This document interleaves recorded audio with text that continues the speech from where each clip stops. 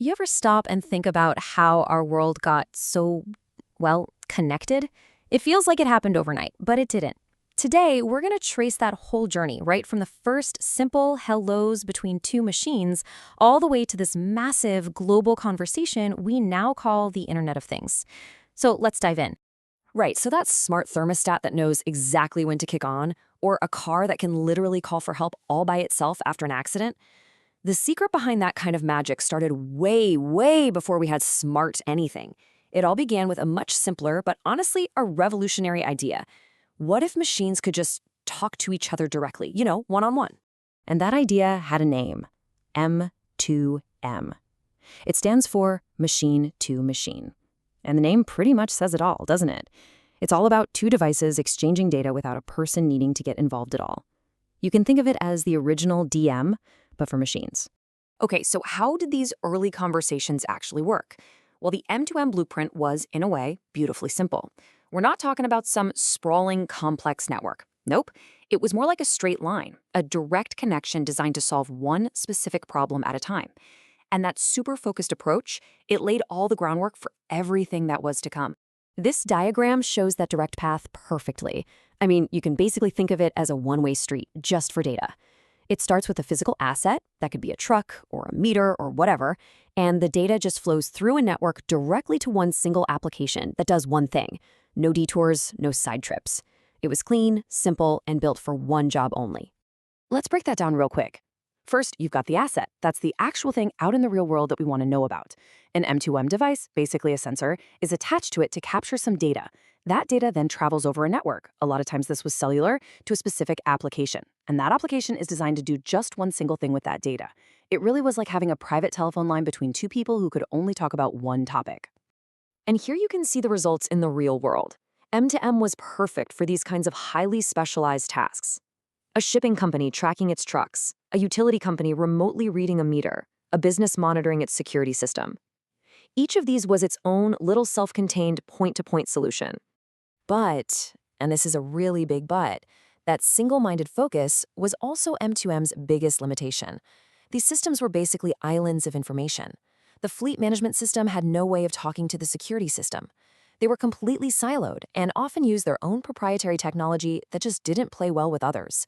The world was ready for something more connected. And that is where we get this huge leap forward. The solution was to take the core idea of M2M, letting devices communicate, and instead of keeping them in these little silos, connect them all to a shared open space, the cloud. This is really the birth of the Internet of Things, or IoT. This table just captures that massive shift perfectly. Where M2M was all about solving one tiny point problem, IoT is driven by big picture innovation. M2M was closed and proprietary. IoT is all about being open and using common standards. And this is critical. M2M was deployed vertically, one solution from top to bottom, while IoT is horizontal, living on the cloud and connecting many, many different systems. So what is IoT, really? It's the evolution of M2M. It takes that concept of device-to-device communication and just scales it up exponentially. It's a massive network of billions, with a B, of things, all collecting and sharing data not just with one application, but with each other and with these incredibly powerful systems up in the cloud. Now, a vision that ambitious required a completely new architecture. You couldn't use that simple linear path anymore. No way. IoT is built in layers, which is what makes it so scalable and flexible. So let's take a look at how it all works.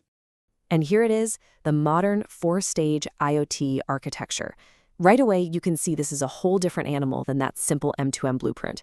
This thing is designed not just to transmit data, but to collect it from countless sources, process it, and turn it into actual, valuable insights. Let's walk through it. Stage 1 is the physical world. Billions of sensors on everything imaginable, just gathering raw data. In Stage 2, gateways collect and digitize all that data. Now, Stage 3 is a really critical addition, edge analytics. Instead of sending everything to the cloud, some of the initial processing happens right here, close to the devices. This is crucial for speed. I mean, imagine a self-driving car needing to make an instant decision. And finally, in Stage 4, the most important data gets sent to the cloud for the real heavy lifting, the deep analysis and all the machine learning. Now, this whole architectural evolution, it's not just a boring technical detail. It has fundamentally changed what's even possible, shifting the focus from simply collecting data to actually creating real, tangible value for people. And you can see the difference so clearly right here. On the left, you've got those isolated M2M tasks, like just trucking a truck.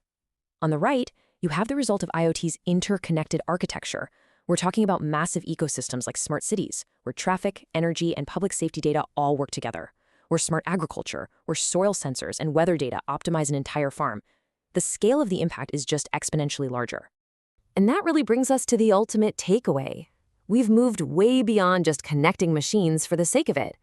The real goal of all this sophisticated architecture is to translate that raw connection into tangible value, into smarter applications and just plain better experiences for all of us. It's always been about what the technology can do for us. So we've gone from a simple two-way phone call between a couple of machines to this vibrant global conversation that's happening all the time in the cloud. It really makes you wonder, doesn't it? As this network continues to grow and learn, what in the world is the next great evolutionary leap going to be? What conversation comes next?